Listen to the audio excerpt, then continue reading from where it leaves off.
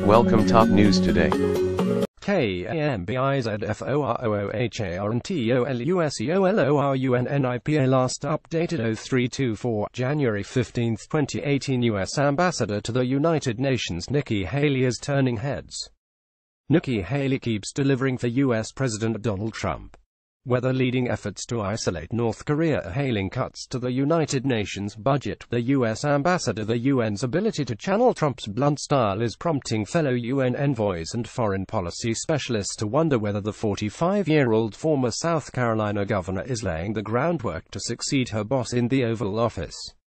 U.S. ambassadors from other nations take Haley's obvious domestic political ambitions in stride, said Richard Gowan, a UN expert with the European Council on Foreign Relations. Most foreign representatives are willing to shrug off her hardline positions on Israel and UN costs as necessarily political posturing. Nikki Haley keeps delivering for U.S. President Donald Trump. The theater of the UN podium and the Security Council chambers have long favored officials who can present their cases with flair and a sense of drama. Think Colin Powell's ultimately flawed arguments against Iraq's alleged weapons of mass destruction, or, decades earlier, Fidel Castro's tirades against colonialism and capitalism before the General Assembly.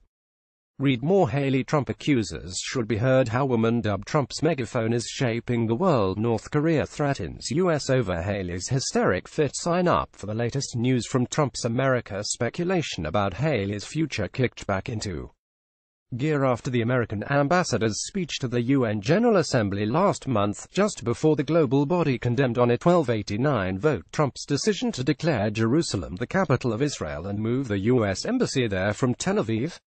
Haley held a defiant thank you reception for the small group of nations who voted with the U.S. abstained and managed to be no-shows for the vote. Never mind that much of the world viewed the vote as a rejection of Trump's America First foreign policy. That wasn't her audience.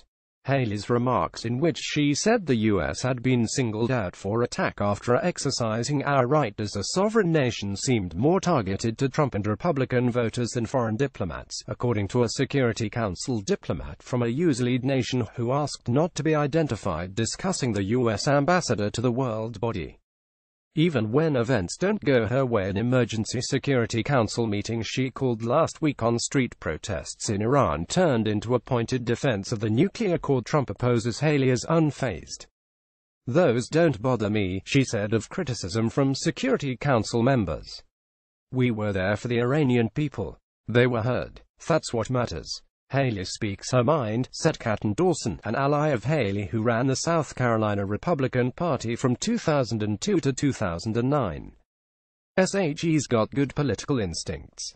Dawson, who said he hadn't spoken to Haley about her political ambitions, added one more thought that mirrored the speculation at the UN. "Nikki's hot politically, she just is." In a written comment, Haley's office said she tunes out all the political speculation and stays focused on her work at the UN, passing the toughest sanctions ever on North Korea, highlighting Iranian violations of missile bans and human rights, and standing up for America's interests and those of our allies. Throughout 2017, Haley showed how to use the UN platform to her advantage. Her first day in the UN headquarters, she warned that the U.S. would be taking names of countries that voted against Washington's interests. That style continued all the way to December 24, when she issued a statement emphasizing her role in cutting more than $285 million, $393 million from the UN's $5.4 billion, $7.4 billion budget, hinting more reductions were to come. "We will no longer let the generosity of the American people be taken advantage of or remain unchecked," Haley said.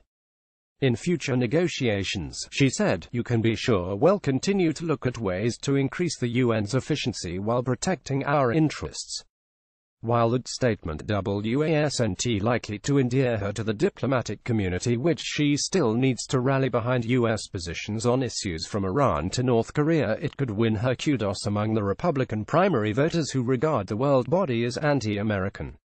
"I sense she's more worried about her next job than this one," said Jeffrey Lewis, director of the East Asia Non-Proliferation Program at the Middlebury Institute of International Studies in Monterey, California.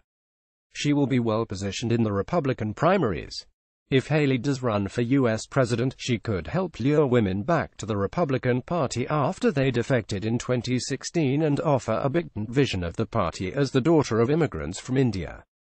If the Republican Party is going to be a nationally viable party for years to come, it has to be more than a party of aggrieved old men, and that's where people like Ambassador Haley, Marco Rubio and Tim Scott come into play, said Rob Godfrey, a former Haley spokesman from her campaign days, referring to senators from Florida and South Carolina who also represent diversity and relative youthfulness. Haley's choice of advisors and her focus as U.S. ambassador have fueled the political chatter. She has an active Twitter account that ranges from talk about the latest Security Council sanctions to her favorite music playlists. Her closest aide is an experienced foreign policy hand, but John Lerner, the former pollster who helped her win the Palmetto State governor's mansion. Lerner serves as Haley's deputy in Washington, a key job that allows him to serve as her eyes and ears in the Capitol, taking part in deputies' meetings with top officials from throughout the Trump administration. One thing her supporters and detractors agree on is that Haley has shown she has the political chops to thrive in the high-pressure setting of the UN. Her success as one of the first women and one of the youngest people ever to be governor of a southern state should tell us she's got the moxie to be able to do a lot of things, said Dawson. It's certainly not out of our realm of thinking that a lot of friends of Nikki ought to have calendars kind of free by 2022, giving her enough time to prepare for the 2024 primaries. While U.S. Secretary of State Rex Tillerson has had to fend off reports that his retirement is imminent, or that he called the president a moron after a national security meeting, Haley has had a more stable public relationship with Trump. That has developed even though she endorsed one of Trump's opponents, Rubio, during the Republican primaries and feuded with the future president on Twitter at the time. Her posting in New York gives Haley a balance of access to the president and a safe distance from White House infighting. Asked about a new book that says many of Trump's staff question his mental stability, Haley dismissed the assertion on ABC's This Week, but also said, "I'm there once a week, and I'm there for a day with White House meetings and everything." Number 01 questions the stability of the president. Haley has shown us she's an effective member of the Trump cabinet, and that's one of the rarest accolades in Washington right now, Godfrey said. A move from the UN to the White House isn't without precedent. George H.W. Bush served as U.S. President Richard Nixon's ambassador to the UN in the early 1970s before getting to the White House in 1981 as Ronald Reagan's vice president and, in 1989, as president.